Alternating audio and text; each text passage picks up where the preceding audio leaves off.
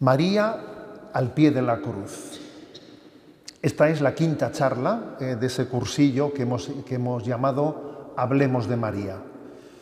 Y en las anteriores charlas, pues ya hemos dicho que aunque en los evangelios no vengan muchas referencias sobre la Virgen María, nos gustaría que nos hubiese contado el evangelio más cosas sobre la Virgen María, ¿no?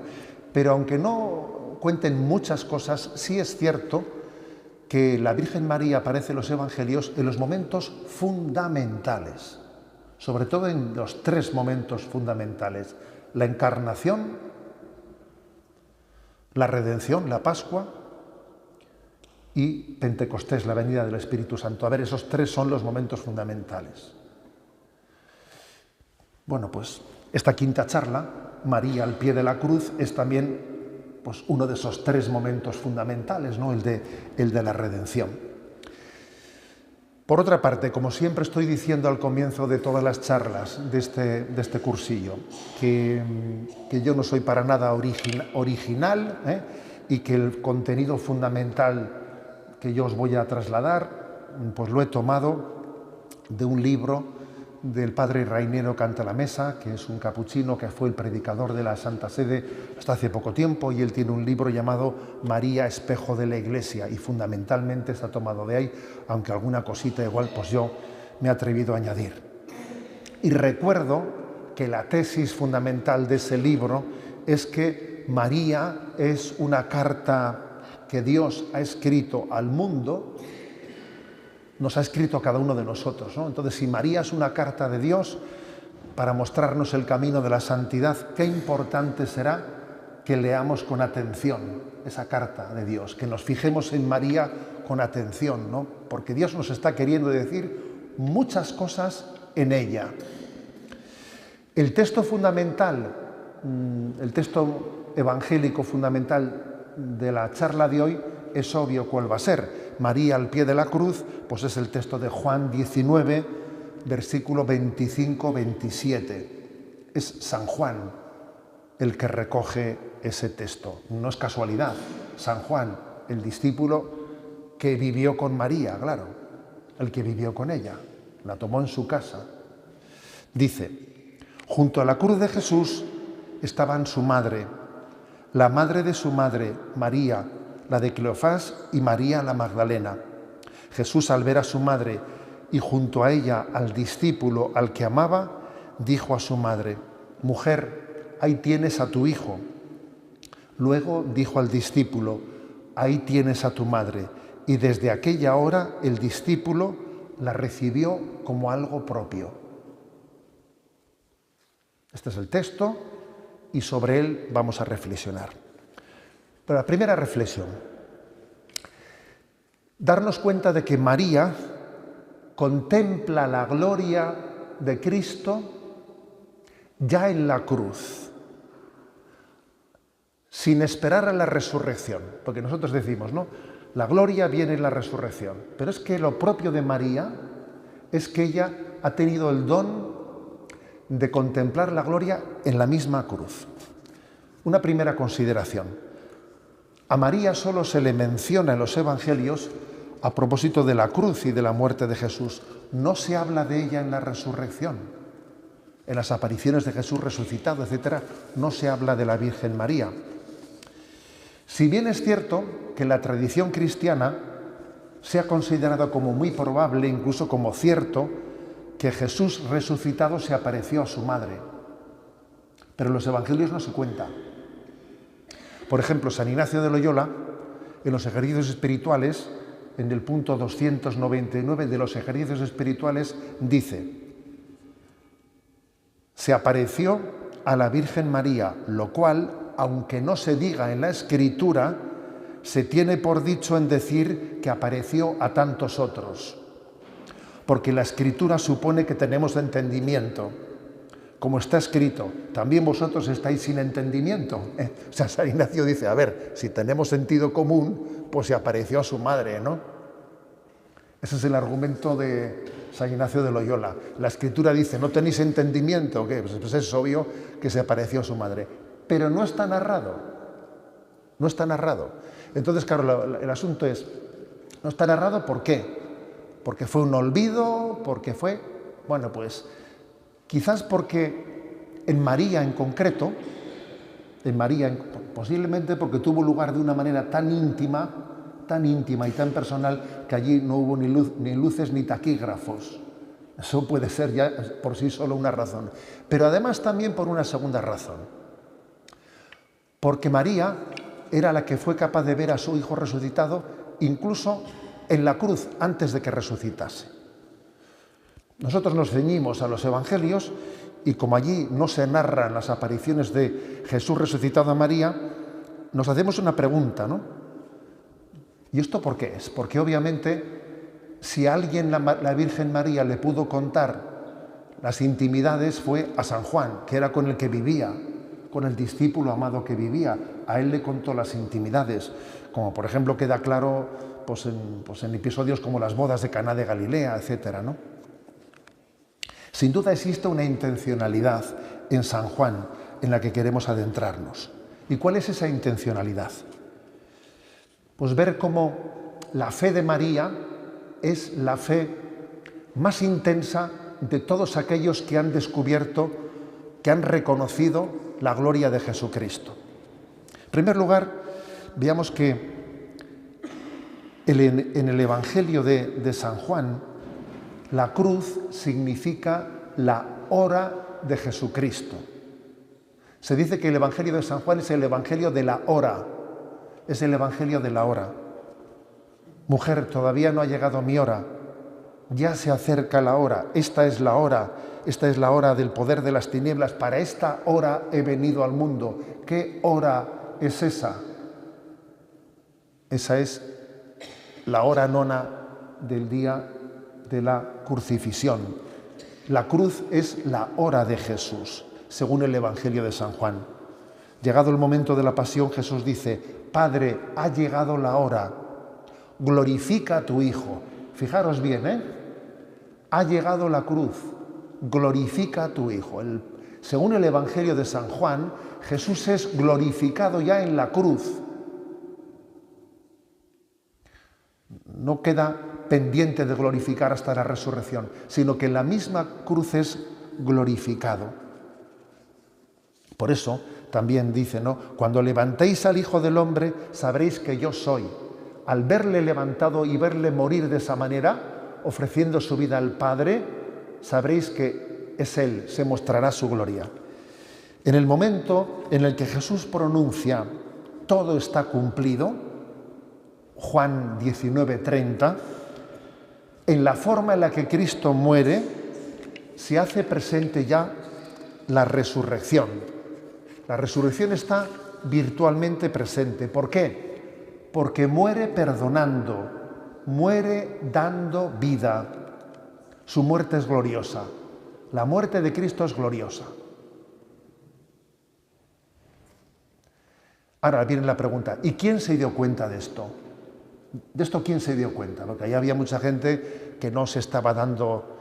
Algunos lo intuyeron, Por ejemplo, aquel centurión que en aquel momento dijo, verdaderamente este es el Hijo de Dios. Dijo, esta forma de morir yo no la he visto nunca, ¿no? ¿Quién se dio cuenta de esto? Sobre todo María. Entonces creo que es bueno que nos demos cuenta que hay como una gradación según la fe de los testigos a la hora de percibir la gloria de Cristo. En primer lugar, ¿no? Los primeros testigos de la resurrección de Jesús, las mujeres de las que nos hablan los evangelios, descubrieron la resurrección de Jesús al amanecer del tercer día. Pero María lo había descubierto antes, en la cruz. Entre los apóstoles también hay una gradación. Por ejemplo, el primero en reconocerle de todos, de los 12, ¿quién es?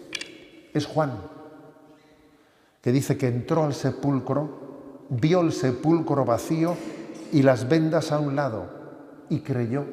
O sea, Juan creyó antes de haberle visto a Cristo resucitado.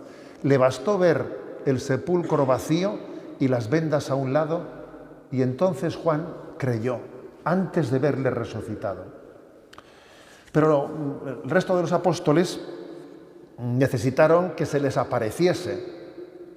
Estando reunidos, Jesús se les aparece y entonces al verle resucitado se suscita su fe. Y todavía está el caso de Tomás, que Tomás necesitó ver, tocar, palpar, para llegar a creer. Pero como hemos dicho, María es excepcional porque María creía en la resurrección de Cristo, de su Hijo, ya en plena pasión. En plena pasión ella sabía que su Hijo resucitaría.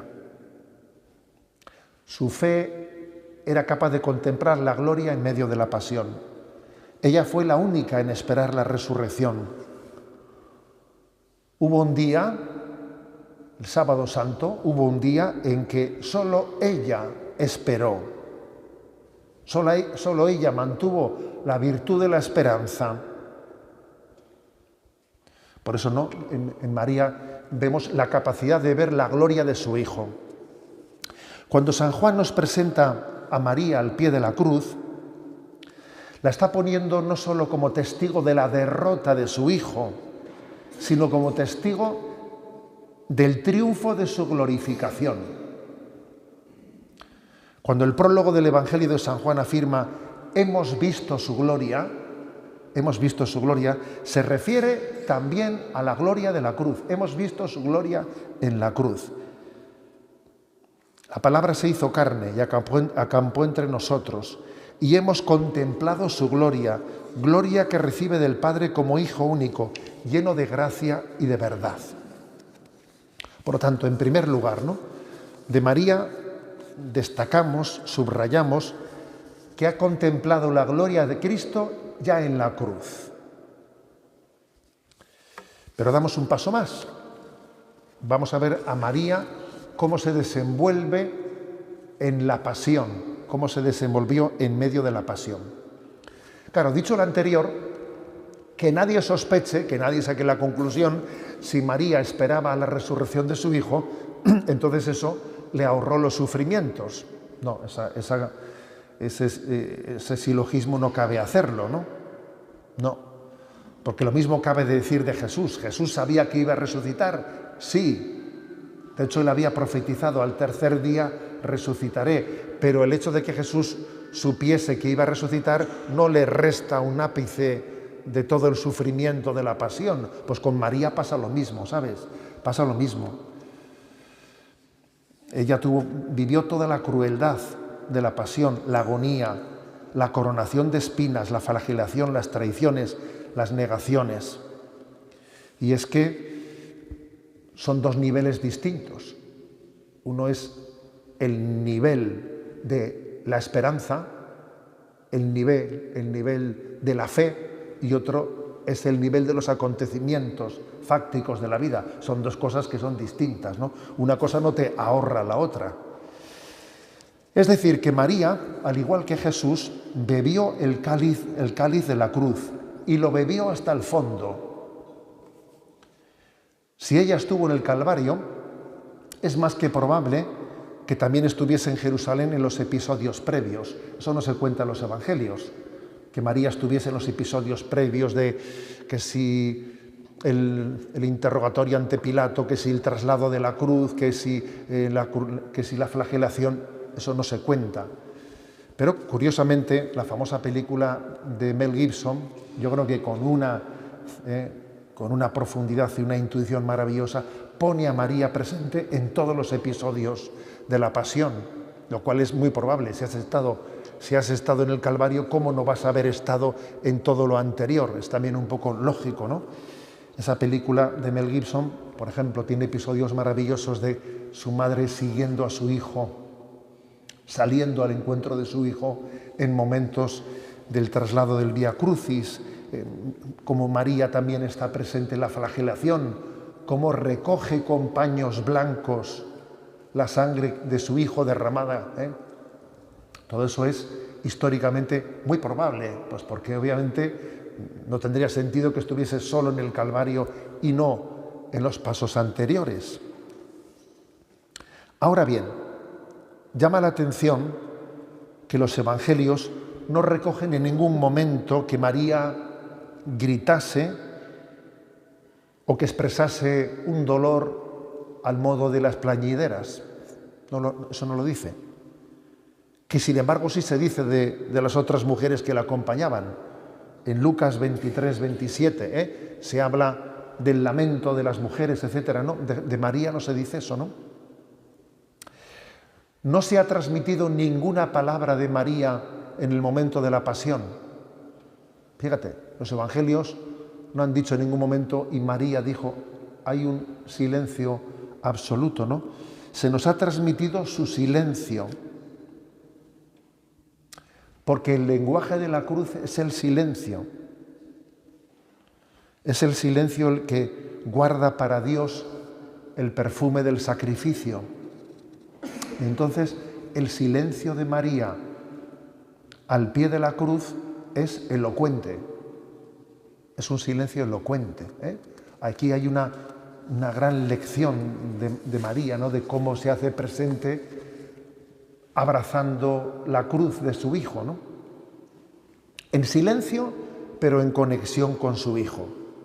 Por ejemplo, cuando María al pie de la cruz oye a su hijo decir: Padre, perdónales porque no saben lo que hacen, ¿qué nos imaginamos que pasaría por el corazón de la Virgen María? Ella comprendió que su hijo quería que ella también perdonase. Y perdonó. Si María escucha: Padre, perdónalos porque no saben lo que hacen, ¿qué haría ella? Pues perdonar. Y cuando Jesús dice al Padre, ¿no? Padre, en tus manos encomiendo mi espíritu. ¿Qué haría ella? Pues lo que su hijo estaba haciendo, hacer un acto de abandono en manos del Padre. O sea que podemos pensar que cada palabra de su hijo pronunciada en la cruz es correspondida por la Virgen María, que está viviendo esa misma actitud de su hijo. Cuando Jesús perdona, ella perdona. Cuando se pone en manos del Padre, ella hace lo mismo. Cuando ella dice todo está cumplido, ella insiste: gracias porque se haga tu voluntad. Jesús encuentra en su madre quien sintonice con él en la hora de la prueba. Ha encontrado un corazón que sintoniza con él. Está sintonizado con su hijo. En la mirada de María ha podido encontrar refugio, consuelo, una compañía y un consuelo, por cierto, que había pedido con poco éxito a sus discípulos en Getsemaní. Permaneced conmigo, velad conmigo, no me dejéis solo en este momento. Poco éxito tuvo, pero vamos. Pero sin embargo en María lo tenía. En María lo tenía, ¿no? Es curioso que Jesús en ese momento pidió compañía, pero no habéis podido velar ni siquiera una hora. Y en María lo tuvo, ¿no? Eso, tenemos que darnos cuenta de que eso tiene una fuerza de consolación impresionante. Y un pequeño detalle, que yo nunca lo había pensado hasta que lo he leído en este libro. Todo apunta a que, físicamente hablando, Jesús y María estaban muy cerca en el Calvario, que a María le permitieron estar muy pegada a la cruz, que no estaba lejos, sino que se estaban casi mirando cara a cara. ¿Por qué digo eso? Pues porque, claro, si Jesús dice: mujer, ahí tienes a tu hijo, eso se dice a alguien que está al lado tuyo, ¿no? Si no, hay que llamarla madre, no sé, hay que decir de otra manera. Obviamente, si tú le dices: mujer, ahí tienes a tu hijo, es porque la tienes muy cerca y puedes mantener un diálogo con ella, ¿no? No tuvo ni siquiera la necesidad de llamarla por su nombre. Mujer, ahí tienes a tu hijo. Es decir, que estuvo muy cerca incluso en el sentido físico, en el sentido también de compartir todas las palabras y las actitudes de su hijo, y en el sentido físico, ¿no? En todo sufrimiento humano hay siempre una dimensión íntima y privada que parece que solo se puede vivir en familia, como cuando alguien está especialmente frágil y entonces solamente los más allegados se acercan a él, se pueden acercar a él. Y otro detalle referente a esta misteriosa cercanía que tuvieron María y Jesús en ese momento, ¿no?, en la cruz. También yo esto no me había fijado en este detalle. Siempre aprendes cosas nuevas, ¿eh? Siempre aprendes cosas nuevas. Cuando Jesús en la cruz dice, Dios mío, ¿por qué me has abandonado? Siempre hemos escuchado la explicación de que Jesús está rezando el Salmo 22, que comienza de esa manera, ¿no? Dios mío, ¿por qué me has abandonado? Obviamente no tendría el aliento para decir todo el Salmo en voz alta, y el resto del Salmo lo iría declamando interiormente, ¿no? Interiormente. Sabemos que es un salmo que comienza con ese grito desgarrado, Dios mío, ¿por qué me has abandonado? Pero concluye con un acto de abandono, de confianza y de abandono en manos de Dios. Pero lo que yo nunca me había fijado es que dentro de ese salmo hay una expresión, un detalle mariano. Es curioso, hay un detalle mariano dentro de ese salmo, porque dice en un momento determinado, tú eres quien me sacó del vientre, me tenías confiado en los pechos de mi madre.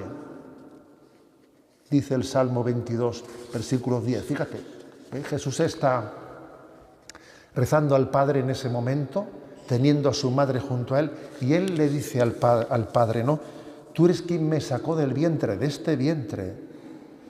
Me tenías confiado en los pechos de mi madre. Jesús se acuerda de su madre en ese momento de la muerte, cosa que es curioso, porque ¿cuántas personas hemos visto que en el momento de su muerte se acuerdan de su madre? Esto es curioso, ¿eh? Quienes hemos asistido a muchas personas en el momento de su muerte, qué frecuente es que alguien muera diciendo mamá, fíjate. Eso es impresionante, ¿no? Bueno, Jesús murmuró, teniendo ante su madre esas palabras en la cruz. Bien, por lo tanto, damos un paso más, ¿no? Damos un paso más en intentar desglosar ese episodio, y entonces vamos a descubrir que en este momento es cuando Jesús pronuncia esas palabras, mujer, ahí tienes a tu hijo, hijo, ahí tienes a tu madre.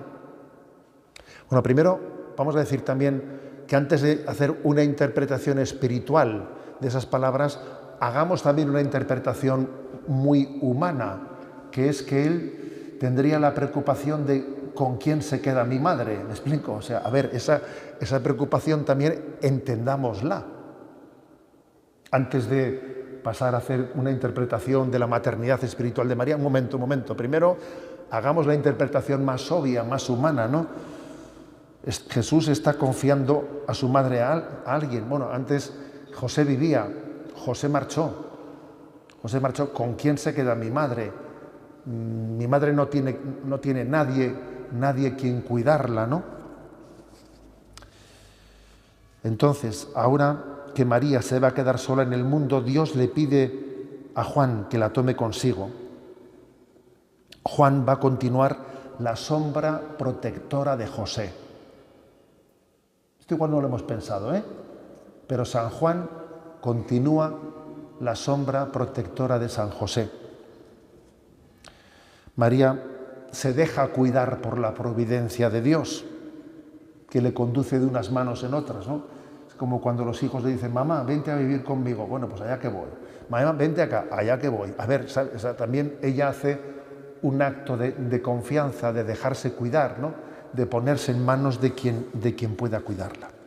Pero obviamente, además de este detalle humano, esa frase, mujer, ahí tienes a tu hijo, hijo, ahí tienes a tu madre, nos pone en reflexión de la maternidad espiritual de María hacia nosotros, de la maternidad espiritual, porque cuando dice, ahí tienes a tu hijo, somos nosotros. Juan nos representa a todos nosotros, obviamente, ¿no? Y entonces esa maternidad espiritual de María se realiza a través de dos momentos. Toda maternidad tiene dos momentos: concebir y dar a luz. ¿O no? Es así. Se concibe, se engendra y se da a luz. Primero María nos ha concebido. A lo largo de su vida desde la Anunciación hasta el Calvario, María fue descubriendo, poco a poco, que aquel hijo suyo estaba muy lejos de tener una vida privada, que la vida de su hijo era para todo el mundo, ¿no? Y eso también ella tuvo que hacer un esfuerzo grande de asumirlo, ¿eh?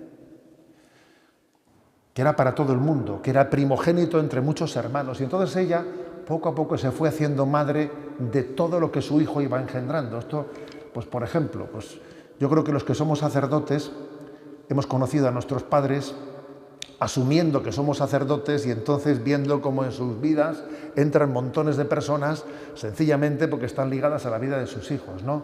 Y de repente le vemos a nuestros padres haciendo de cocineros en un campamento y un montón de cosas porque tu vida le implica a ellos, ¿no? Les implica completamente, ¿no? Por ejemplo, en la vida de Don Bosco, hay un personaje, o sea, es entrañable la figura de Mamá Margarita. Mamá Margarita, que es la madre de Don Bosco, es una figura maravillosa, porque en toda la acción de Don Bosco, Mamá Margarita estaba siempre por detrás, sosteniendo toda la acción de su hijo. Lío en el que se metía a su hijo, allá que estaba Mamá Margarita por detrás, ¿no? Entonces, la Virgen María, a lo largo de toda su vida, había ido entendiendo eso. Había ido entendido que ella, en realidad, no había concebido a uno, es que había concebido en él al mundo entero. Eso la Virgen María fue poco a poco aprendiéndolo, lo fue aprendiendo, ¿no? Y además, en el caso de María, de una manera especialmente profunda, ¿no? Cuando ella le escucha a su hijo decir: venid a mí todos los que estáis cansados y agobiados, todos, dice, venid a mí todos los que estáis cansados y agobiados, dice, no, ¿va a haber sitio en casa? Vamos a ver, ¿no? También ella dirá, venga, venid, me explico, ya haremos algo, ya prepararemos algo. O sea, la Virgen María está asumiendo que su hijo es para todos.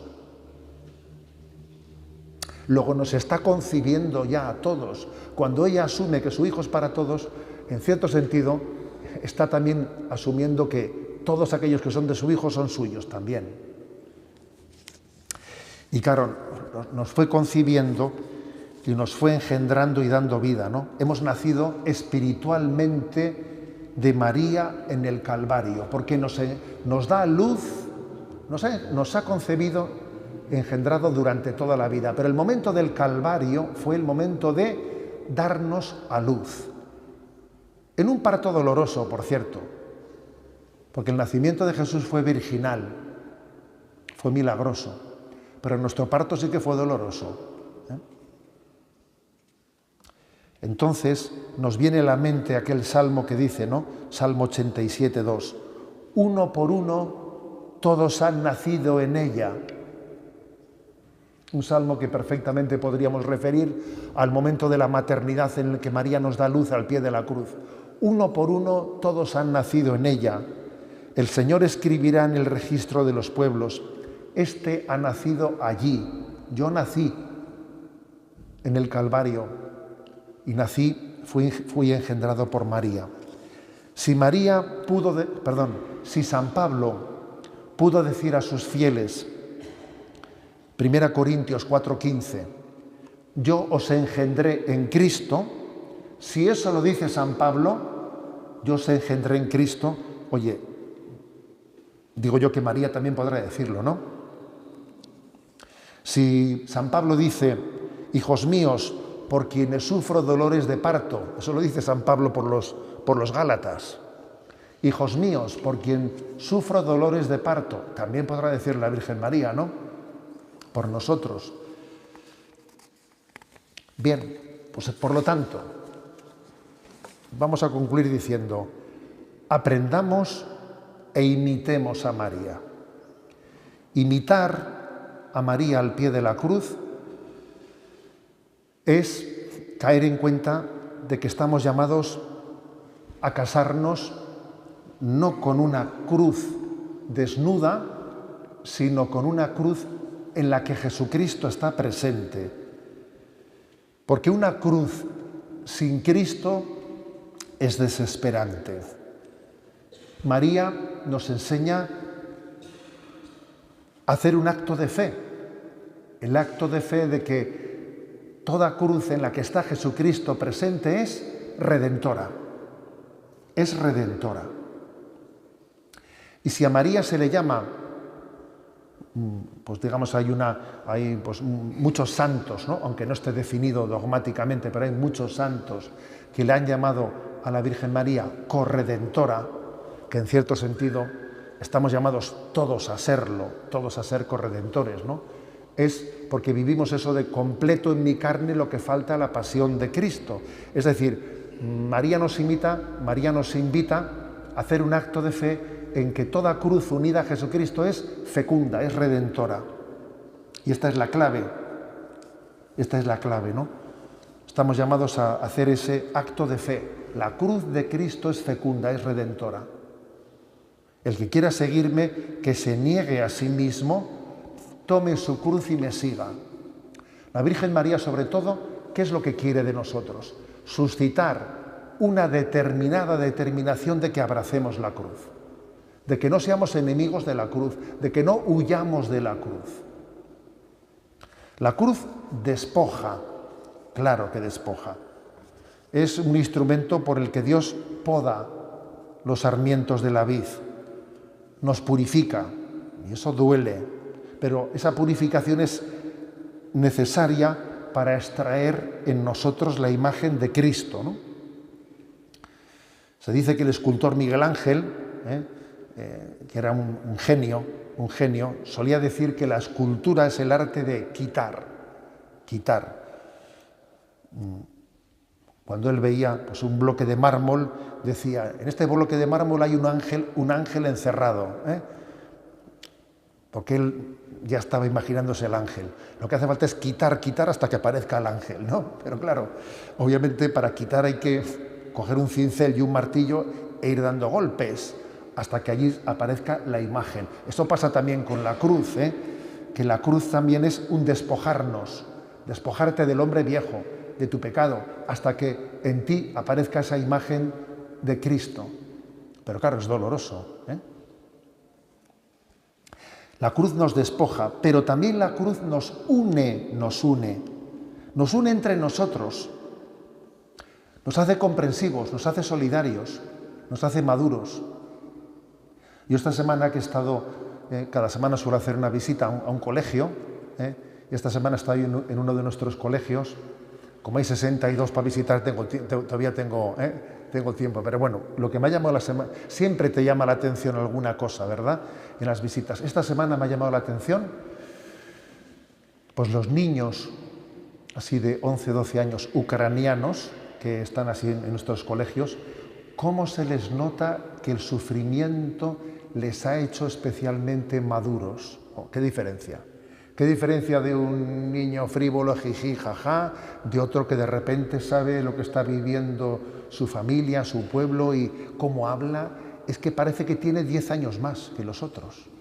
Dices, este niño tiene 10 años más, porque obviamente la cruz le ha madurado, le ha preservado de muchas frivolidades, de muchas cosas, ¿no? O sea, la cruz nos une, nos madura, nos hace solidarios, nos hace capaces de lo mejor, nos abre a la compasión, nos abre a pensar en los demás.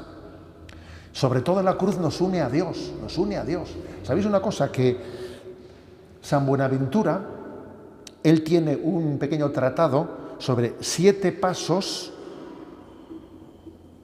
para que el alma ascienda a Dios.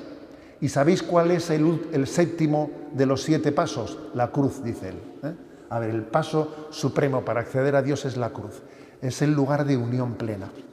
Por lo tanto, imitar a María al pie de la cruz es abraza decididamente la cruz y abrázala sabiendo que Jesucristo está en ella y que es redentora y que tú estás llamado a ser corredentor con Cristo y que va a ser clave y decisiva para tu santidad.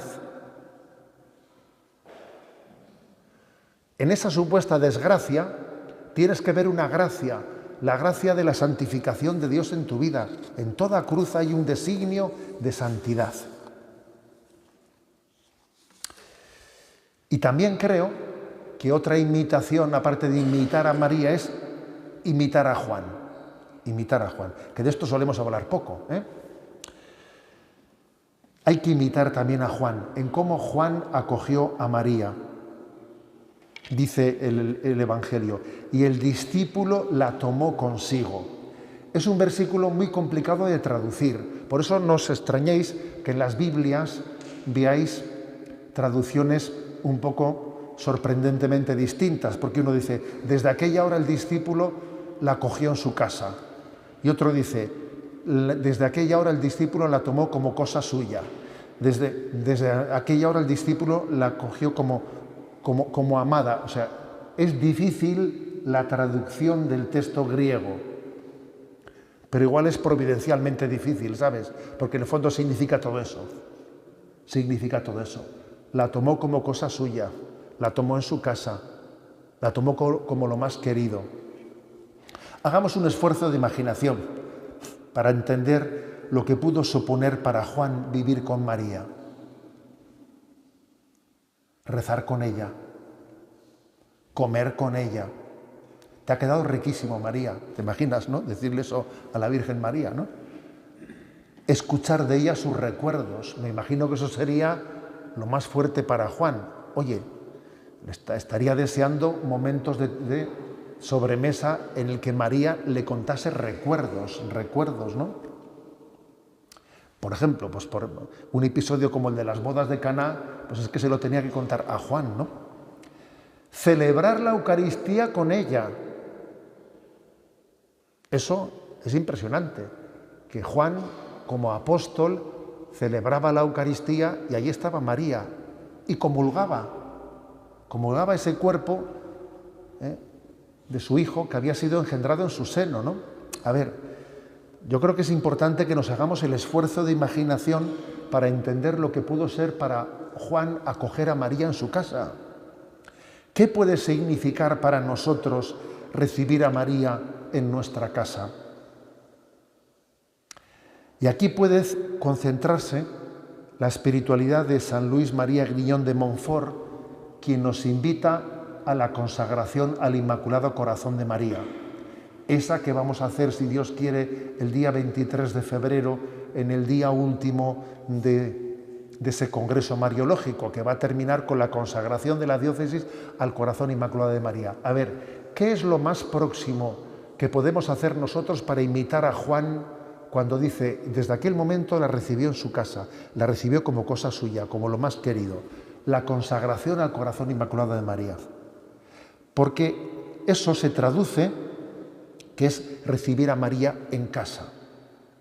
Hacerlo todo por medio de ella. Hacerlo con María, hacerlo en María, hacerlo para María, como San Luis María Griñón de Montfort dice cuando explica esa consagración. Aprender de ella, hacerlo todo por medio de Jesús, con Jesús, en Jesús y para Jesús. Ser ella como la introductora, ¿no? La catequista de ese ser totalmente de Jesús. Se trata de ponerse en manos de María como quien se pone en unas manos puras y expertas para afinarnos, para que así podamos entregarnos a Jesús. Por eso hemos pensado que la consagración al Inmaculado de María nos prepare para, en la solemnidad del corazón de Jesús, hacer la consagración a Jesucristo. Cuando decimos esa expresión, a Jesús por María, que es una expresión muy famosa, ¿no? A Jesús por María, ad Jesum per Mariam, hay que entenderlo en el sentido de que es el Espíritu Santo quien nos guía a Jesús sirviéndose de María. O sea, el que nos mueve es el Espíritu Santo, pero se sirve de María para movernos. Y la imagen de San Luis María Griñón de Montfort, de qué es lo que supone la consagración al Inmaculado Corazón de María, a mí me impactó mucho cuando leí esta imagen. Recuerdo que siendo seminarista la leí y me quedé con esta imagen. La imagen es que María es el molde en el que el Espíritu Santo quiere formar en nosotros la imagen de Jesucristo. Todos sabemos que cuando se hace una imagen de escayola hace falta un molde. Hace falta un molde, ¿no? Jesús quiere hacer en nosotros la imagen de Jesucristo. Quiere formar en nosotros la imagen de Cristo. Eso lo hace el Espíritu Santo. Pero ¿cuál es el molde? Y entonces San Luis María Grillón de Montfort dice, el molde es María. El molde es María en el que el Espíritu Santo derrame su gracia para que en nosotros se forme la imagen de Jesús. Es curiosa esa imagen del molde, porque en ella somos moldeados, ¿no?, a imagen de Jesucristo. Por eso no creo que, además de imitar a María, tenemos que imitar a Juan acogiendo a María. Y por eso vamos a hacer la consagración al Inmaculado Corazón de María, ¿no?, que es la que nos va a preparar para ello. Gloria al Padre, al Hijo y al Espíritu Santo,